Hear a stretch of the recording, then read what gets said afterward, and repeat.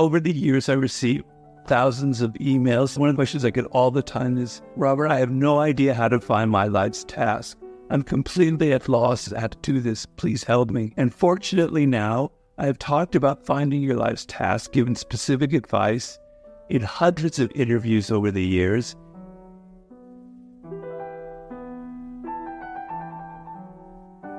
And here are clips that are going to help you find your way and discover your own life's task, so I don't have to answer each and every one of these emails, which would take me a lifetime, even though I would like to. The key to everything is actually being strategic with yourself and looking at yourself and being honest with yourself. So if you figure out what your life's task is, if you figure out I was meant to start a business or to write a book or whatever, and it really connects to you, and you have a great love and excitement about it, then when people are being political and they're trying to distract you or they're giving you bad advice, you have the energy to move past it. But if you're filled with doubts and insecurities, if you go, I kind of want to write a book, but maybe I want to start my own restaurant, or maybe I want to write poetry, or maybe I want to be a rock star, it's never going to add up to anything, right? And then when people come up with their bad ideas, or they're political, or they're envious, you'll fall for it. So you have to have a real good, solid sense of who you are, what makes you different, and what you love.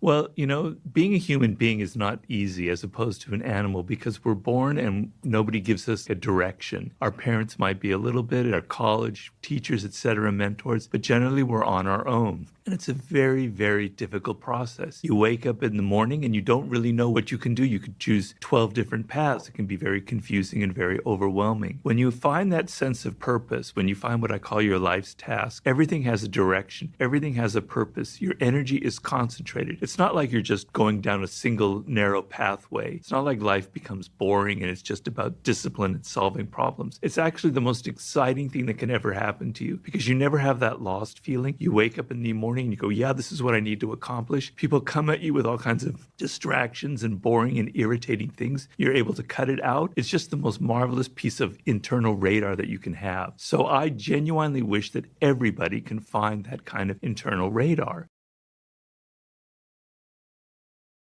You can fake your way when you're in your 20s and 30s because you're young, life's exciting, you can make money, can be sort of a motivating factor. But what happens is you're less and less engaged in your work. You're not connected deeply. You're kind of bored. You're not paying deep attention. You're sort of skating by. And by your late 30s, it starts to catch up with you. And people are coming up who are younger than you, who are handsomer, who are less expensive. They replace you. You're downsized. You're out of a job. And suddenly you don't have the skills to adapt because you didn't really follow something you were meant to follow.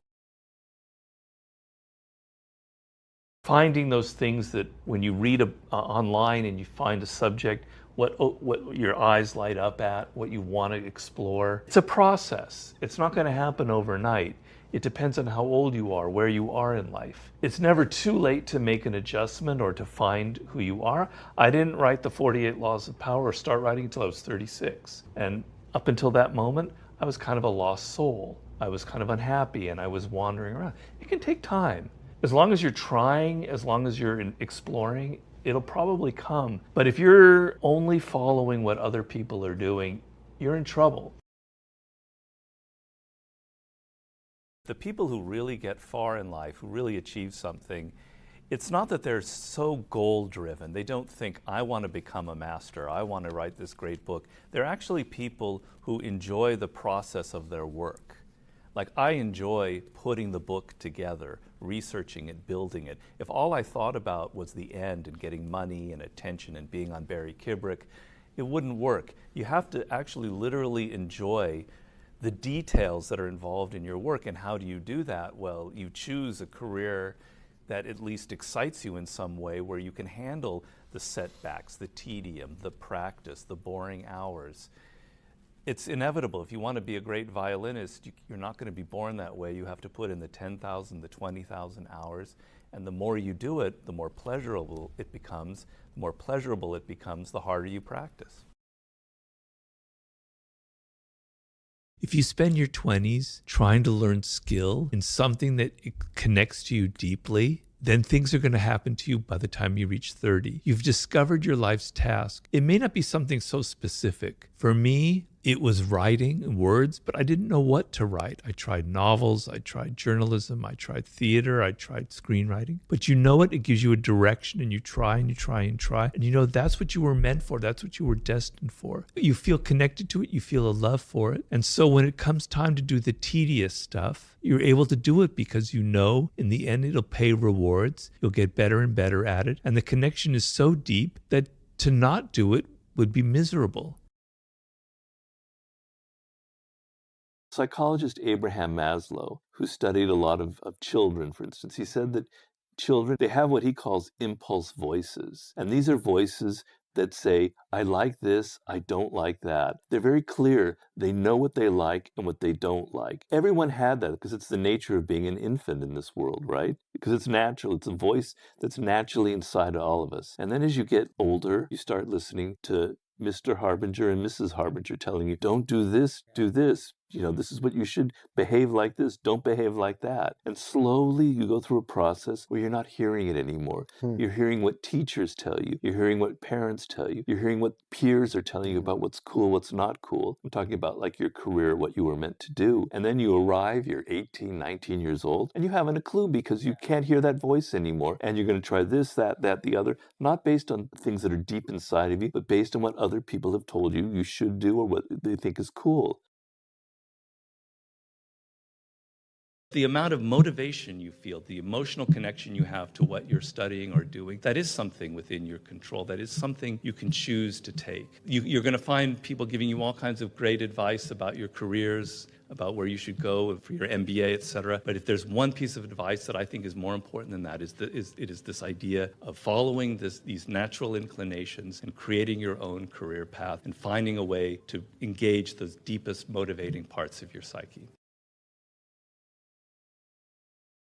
You've got to find out what makes you unique, what it is that you love, that's completely who you are, that is like your potential when you were born, that thing that really nobody else can do. It's a process. It's not going to something that's going to, a light bulb goes on in your mind. But there are indications of it in your childhood when you were 16 or 17, things that you love that connect to you in a very deep emotional way. It's not just suddenly quitting your job and going off and writing poetry or playing the guitar. We all have to make a living. We have to be practical. But there are ways for adjusting your life's path so that it matches something that excites you. If you have no connection to who you are and what makes what you really love, you're going to hit that wall at 35 and life isn't going to be pretty.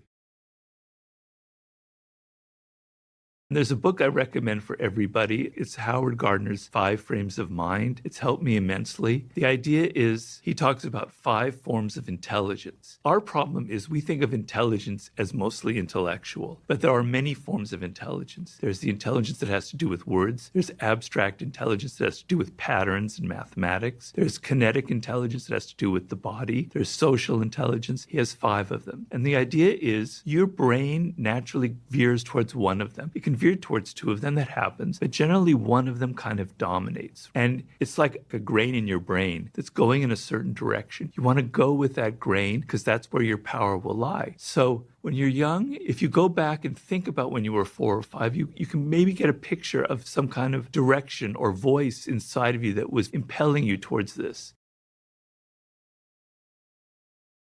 Your life's task, as I call it, is to return to those inclinations and to that uniqueness that marked each and every one of you at birth. At whatever age you find yourself, you must reflect back upon those earliest inclinations. You must look at those subjects.